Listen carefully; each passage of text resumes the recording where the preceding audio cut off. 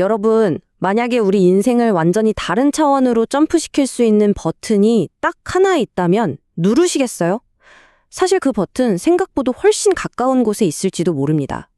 오늘 이 시간에는 박세니 작가의 깊은 통찰을 통해서요, 우리 뇌의 운영체제, 바로 이 멘탈을 업그레이드 하는 것만으로 어떻게 인생 전체를 뒤바꿀 수 있는지 그 비밀을 한번 파헤쳐보겠습니다.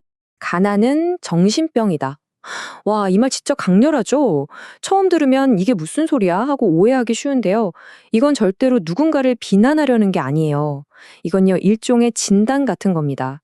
문이 활짝 열려 있는데도 스스로 감옥에 갇혀 있다고 믿게 만드는, 우리를 꼼짝 못하게 올가매는 생각의 습관에 대한 이야기인 거죠.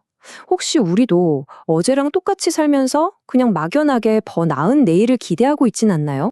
그렇다면 말이죠. 이 보이지 않는 감옥의 정체는 대체 뭘까요? 진짜 싸움터는요, 우리 통장 잔고나 회사가 아닙니다. 바로 우리 마음 가장 깊숙한 곳, 무의식이라는 거대한 무대에서 벌어지고 있는 거죠. 우리 모두는요, 자기도 모르는 사이에 부정적인 최면이라는 감옥에 갇혀 있을 수 있어요. 어릴 때부터 귀에 못이 박히게 들었던 돈 버는 건 원래 힘든 거야 라든지 넌 원래 그런 게 잘 못하잖아 같은 말들 있잖아요. 이런 생각들이 바로 우리의 무한한 가능성을 꽁꽁 묶어두는 보이지 않는 쇠사슬이 되는 겁니다. 흔히 우리 의식을 빙산의 일각에 비유하잖아요. 물 위에 떠 있는 건 아주 작은 조각일 뿐이죠.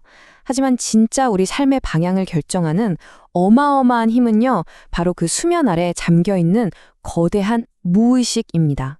우리 행동의 90% 이상을 조종하는 이 엄청난 힘을 내 편으로 만드는 것. 그게 바로 인생의 마스터키를 손에 쥐는 방법이라는 거죠. 자, 그럼 스스로에게 한번 물어봐야 돼요. 나는 지금 어떤 최면에 걸려 있는가? 에이, 어차피 안 될 거야 라는 부정적인 믿음의 쳇바퀴를 계속 돌면서 눈앞의 기회들을 외면하고 있나요? 아니면 나는 무조건 잘 된다는 긍정적인 믿음으로 성공을 향한 엔진을 힘차게 돌리고 있나요? 이 두 생각의 작은 차이가 완전히 다른 결과를 만들어냅니다. 근데 정말 다행인 건 뭔지 아세요? 세상에 원래부터 안 될 사람이란 건 없다는 겁니다. 여러분의 과거가 미래를 결정하지 못해요. 차이를 만드는 건 딱 세 가지입니다. 어떤 목표를 세우는가, 스스로에게 어떤 긍정적인 최면을 거는가, 그리고 그 길을 이끌어줄 좋은 멘토를 만나는가. 이게 전부라는 거예요. 자, 이제 이론은 충분히 들었고요. 진짜 중요한 건 실전이겠죠.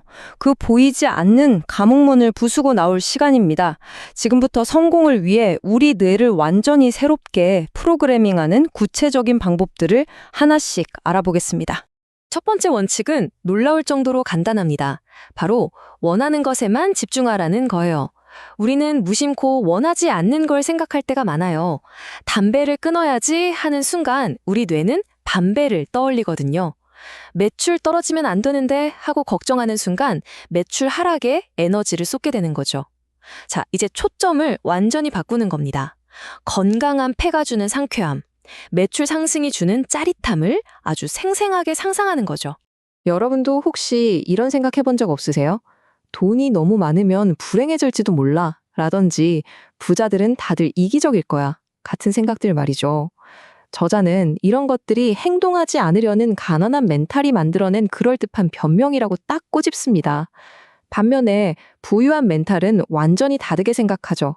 돈은 선한 일을 할 수 있는 강력한 도구이고 성공은 배울 수 있는 기술이며 장애물은 내 용기를 증명할 멋진 기회라고요. 자, 지금부터 부에 대한 생각을 한번 180도 뒤집어 보자고요. 우리는 보통 어떻게 하면 돈을 벌까를 고민하잖아요. 근데 진짜 질문은 내가 어떤 문제를 해결해 줄 수 있을까입니다. 돈은 통장에 쌓이는 숫자가 아니에요. 다른 사람의 문제를 해결해 준 대가로 받는 감사의 증표 같은 거죠. 사람들의 불편함을 찾아내고 그걸 가장 완벽하게 해결해 줄 수 있는 능력. 바로 그 멘탈, 이 진짜 부의 원천이라는 겁니다. 요즘 세상 살기 너무 힘들어. 이런 말 우리 입에 달고 살잖아요.